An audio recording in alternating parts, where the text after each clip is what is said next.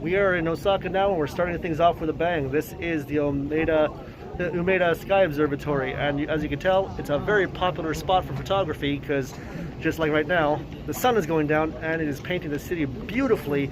And you will see a couple images coming up right here of just how awesome this is. Last time we were here, of course, I couldn't see it because there was a typhoon and chunks of glass were falling down all over the place, and they didn't want to want anybody coming anywhere near where that glass was coming from. So obviously this is kind of a big deal for me. So we got to Osaka yesterday, and Lacey tells me that because our usual hostel got closed down during the pandemic, we'll be staying at a hotel close to the train station. I say okay, and then we immediately go up a tower right next to the train station. All right. I thought maybe, okay, that's pretty convenient. And then as we got to the 19th floor for the reception, I noticed just how, let's call it proper the place is. And I started getting a little suspicious. Okay. Then once we've checked in, I noticed that the elevator we're going to is very specifically for people on our floor and only our floor. And it's on the top floor. I look at Lacey. I say, you got us a fancy schmancy hotel room, to which she replies, I don't know what you're talking about. I list off all the things that I just noticed. She goes, I don't know what you're talking about. Anyway, this is the view from our room. I feel like I'm on Coruscant. The towers are just immense. We're not the tallest ones, but we're definitely not the shortest one around here.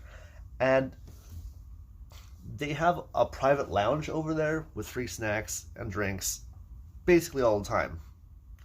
I kind of want to take advantage of it, but at the same time, we're in Osaka, which is known as Japan's kitchen, and I have some stuff to eat here. Not least of all, the local specialty takoyaki, the fried octopus balls, and my personal favorite, okonomiyaki, of which there are two styles close by. There's Osaka style, which is more of a pancakey battery one, and one we're going to try today, which is Hiroshima style, because we're going to Hiroshima. That is, you know what? I'll show you when we get there.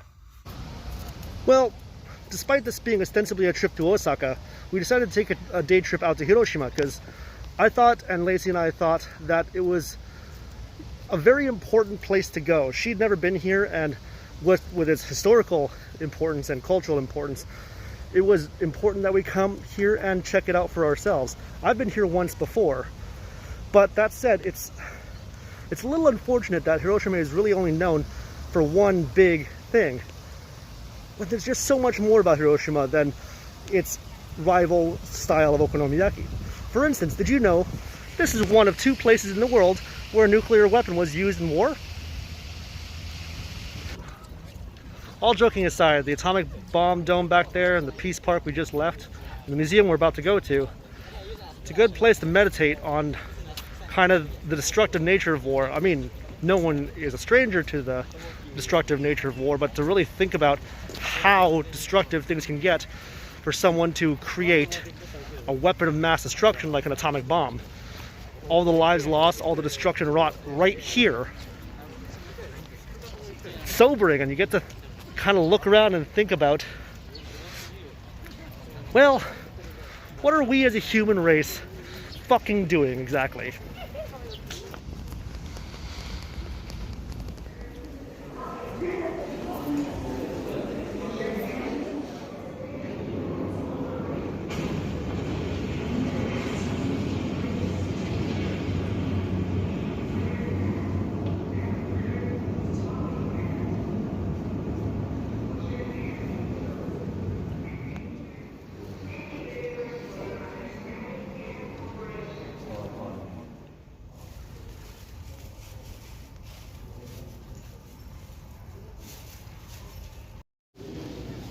Well, we're just finishing a very sobering walk through the Hiroshima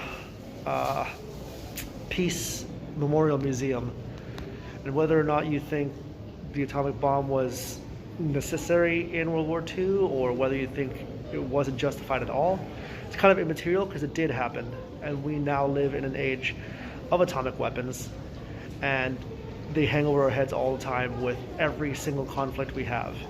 Now, I'm not going to say I'm permanently changed by this and I'm going to go on a crusade against atomic weapons. I'm still just Ian, and I'm still going to go about my life, watch action movies and say, ooh, look at the explosions. But a place like this is important to come and visit once in a while to really face the human cost of real wars and real devastation.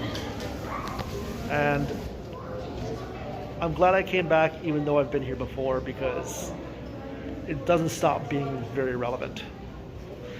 Anyway, we're going to try to lift things up soon and get back about having a proper vacation.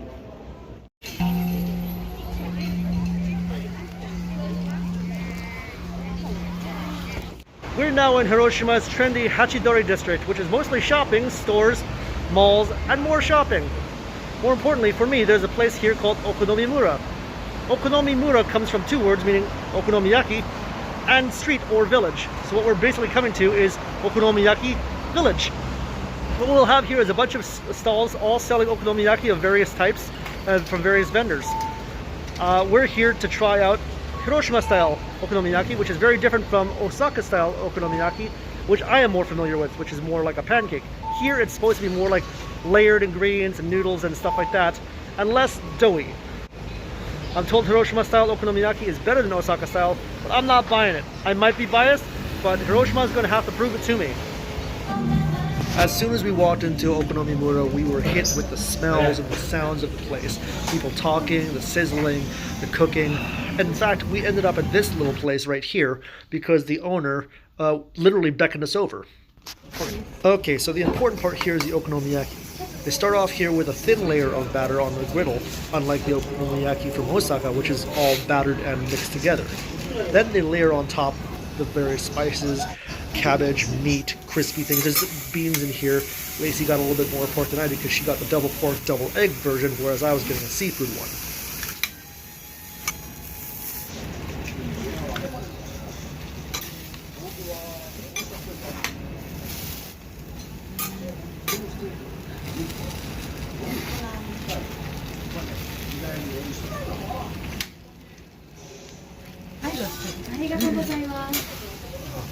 Arigatou gozaimasu.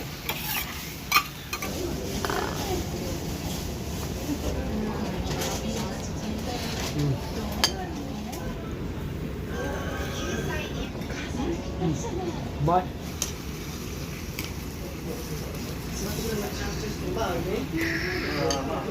Well, I am thoroughly fed and it was fantastic. Although I have to say, and it feels like a little bit of a betrayal, but I think Hiroshima style okonomiyaki might be more of my liking. Now, I might have to try Osaka style again just to be sure, but that was a lot of food and I don't think I could do 2 of those in one day, let alone 2 in 2 days. So I may not get to this trip, so I guess I'll just have to come back. Meanwhile, while we're in Hiroshima, we're going to take 2 more stops. We're going to get to the Hiroshima Castle and to the gardens, and then we're going to be heading back to Osaka. Now, when I said that we were going to head to Hiroshima Castle, what I probably should have said was we're heading to the ruins of Hiroshima Castle, because like most things in Japan, it has burnt down or been destroyed. In this case, unlike other ones, it was an atomic bomb that did the job. Now, however, the castle's been rebuilt as a museum, and you can see all kinds of cool stuff inside.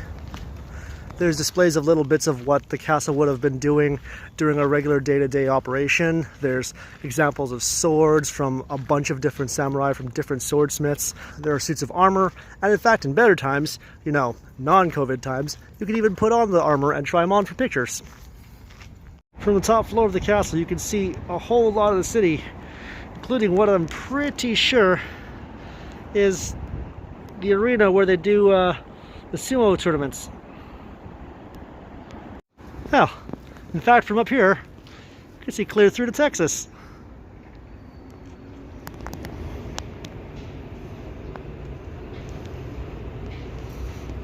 Right here, Pond.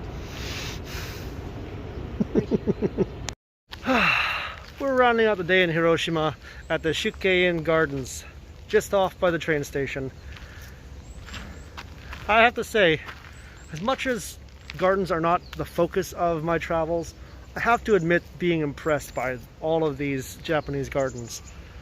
It's also something just so nice to have these little quiet spots in the middle of great big cities. As modern as they are, as busy as they are, they still have these cool little spots. I wish I was more literal about it being cool, because it is still friggin' balls hot here, but it's neat. Well, we're back in Osaka today, and we're taking kind of a chill day today. We're going to start off kind of hanging around our hotel area, which is actually right by the train station, like I said before, but it's kind of like the downtown of Osaka. I would say that, except that Osaka is kind of built with a whole bunch of these little downtown cores, or these clusters of big buildings, and separated by more commercial areas, industrial areas, and then more of these clusters of skyscrapers and shopping districts. Like I said, there's a whole lot to be seen just around this area. In fact, you can see that sky view right over my shoulder there. That's where we were the other day, and it's just like a 5-minute walk away. Later on, we're going to head to Dotonbori, which is going to be mostly for more shopping, but also that's one of the cooler areas that you see in a lot of postcards for Osaka. You got the big Glico sign there, you got the canals with the jazz cruises going up and down the canal. Also a whole bunch of food stalls, and if you know Osaka at all, it's known as Japan's kitchen, and that is where I am going to try to fill my gullet with squid balls and maybe more okonomiyaki or whatever else we could find. Probably more stuff on sticks if I can help it. Anyway, let's get on with it.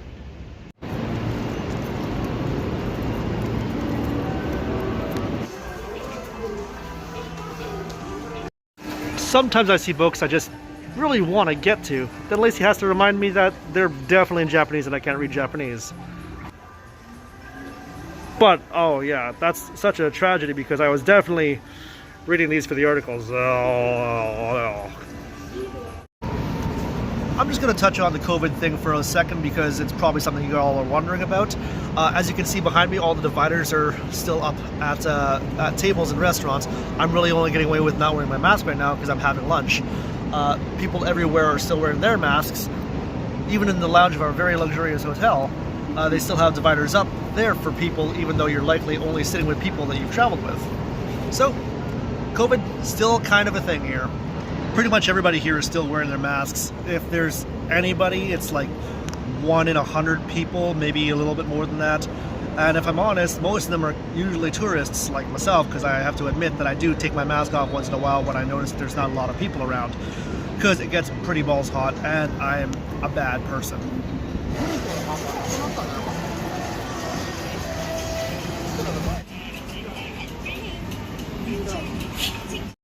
All right, so we've got our takoyaki, our fried octopus balls. I'm about to have all kinds of balls up in my mouth. Ooh. Maybe I'll wait a little bit. These tend to be really friggin' hot off the bat. Ooh. When I do that, I knew it was going to be hot. I just said it was going to be hot. It's really good though. Some of you are probably already aware right now, but Japan does not do tipping. People who work get paid, and that's it. But you probably didn't know to what extent. I literally just saw someone run from this restaurant all the way out to the street to catch up with somebody who left their change behind. I think the person tried to explain that it was for them, but the person just shook their head and bowed and gave them back their change, and then they left. Well, it's time to leave Osaka, which is a little too bad because there's still so much to see and do and eat here. But you can spend a whole lifetime here and barely scratch the surface. Fortunately actually, we're on our way up to the Kamakura Festival in Kamakura, close to Tokyo area.